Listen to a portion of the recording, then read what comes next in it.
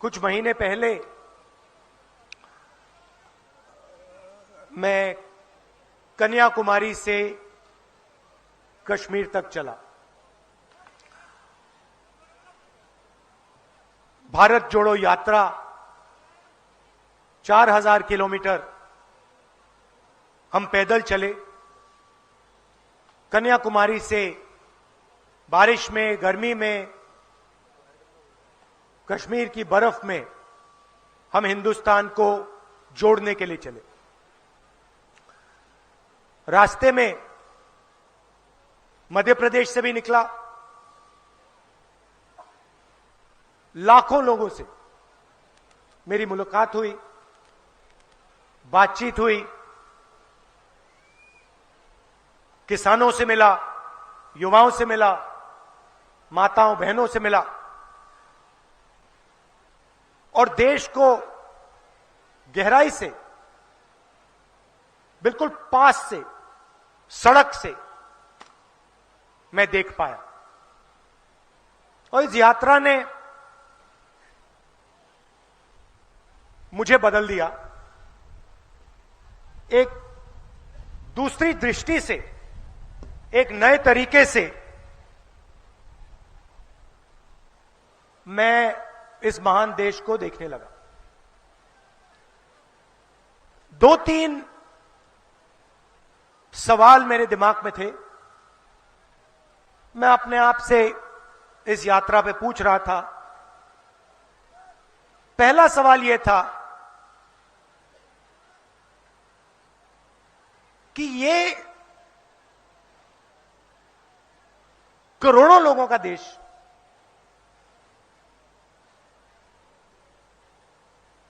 लाखों करोड़ों युवा हैं, इतनी ऊर्जा है, इतना डायनामिज्म है,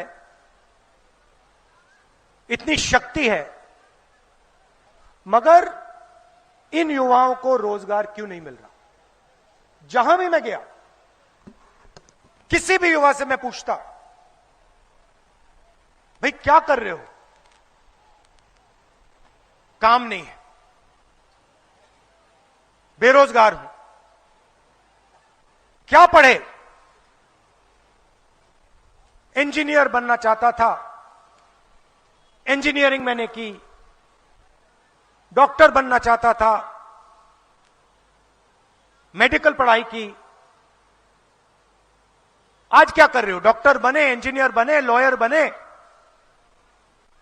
चुप हो जाते थे, मुंह से कुछ निकलता ही नहीं था।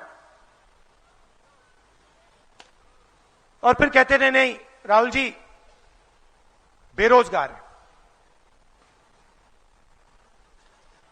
तो मेरे दिल में, दिमाग में यह सवाल उठा कि इतने लोग बेरोजगार क्यों हैं?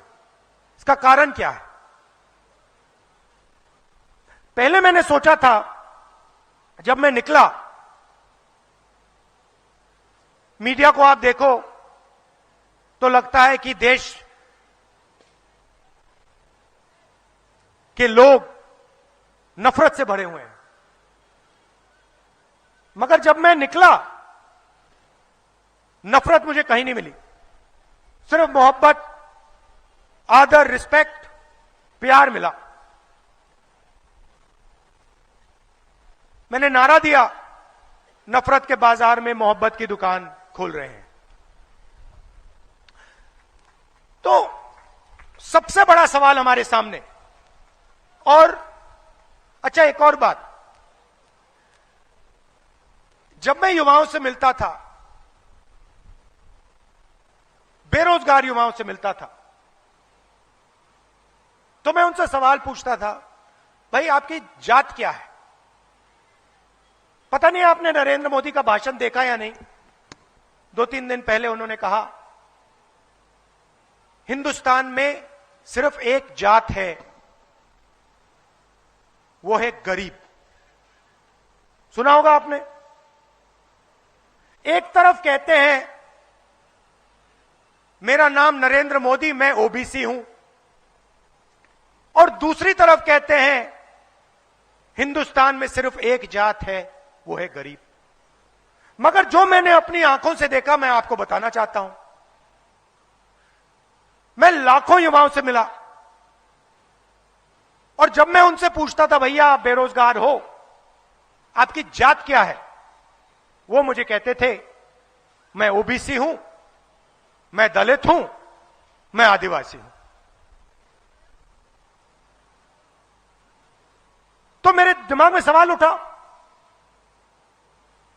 इस देश में ओबीसी कितने, दलित कितने, आदिवासी कितने, जनरल के कितने, और इन लोगों को, इन वर्गों को हिंदुस्तान को चलाने में कितनी हिस्सेदारी मिल रही है? सरल सा सवाल है। अगर इस देश में 50% ओबीसी है, तो सरकार को चलाने में 50% भागीदारी होनी चाहिए। सही या गलत? 50% भागीदारी होनी चाहिए। अगर आदिवासी 14, 15, 16% है, तो उनकी भागीदारी होनी चाहिए।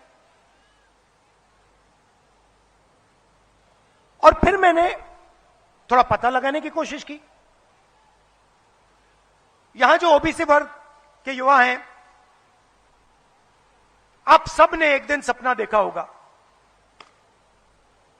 दलित आदिवासी भाइयों ने, बहनों ने सपना देखा होगा कि भाई मैं एक दिन आईएएस के लिए काम करना चाहता हूं। सपना देखा? देखा ना? ये देखो हाथ उठा रहे हैं। हर युवा कहता है मैं आईएएस के लिए काम करना चाहता हूं। क्यों? क्योंकि ये सब जानते हैं कि हिंदुस्तान की सरकार मध्य प्रदेश